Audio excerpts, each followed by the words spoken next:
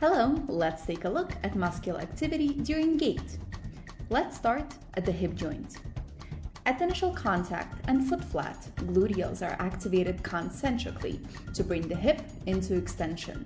At mid-stance, the ground reaction force moves posterior to the hip joint, yet the hip continues moving into extension, thus requiring hip flexors to work eccentrically up until the toe-off.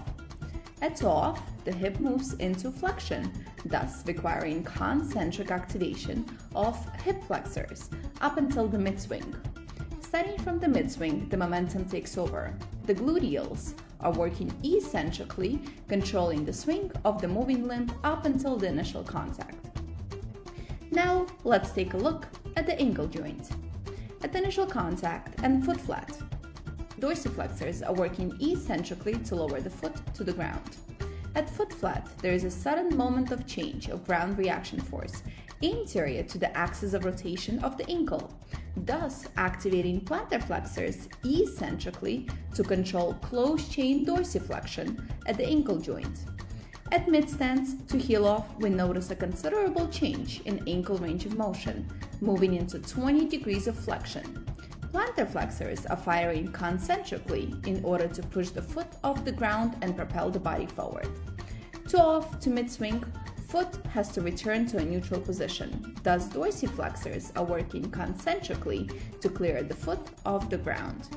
And finally, from mid-swing to initial contact, dorsiflexors are working isometrically, clearing the foot off the ground and preparing for the heel strike.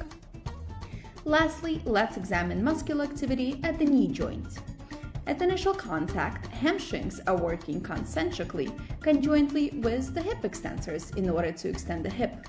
Additionally, since the knee is moving into flexion right after the initial contact, the ground reaction force rapidly changes its position and moves posterior to the knee joint, thus requiring eccentric knee extensor activation to control the degree of knee flexion and to prevent the knee from buckling. From foot flat to mid-stance, knee moves into extension, hence knee extensors are working concentrically. At mid-stance, we notice a brief spike in eccentric hamstring activity, followed by a concentric activation of hamstrings at heel-off. From toe-off to mid-swing, quadriceps are working eccentrically and the knee is being carried into flexion by a passive mechanism driven by flexion at the hip joint. From mid-swing to initial contact, there is a brief activation of eccentric hamstrings to control the momentum that is carrying the knee into extension.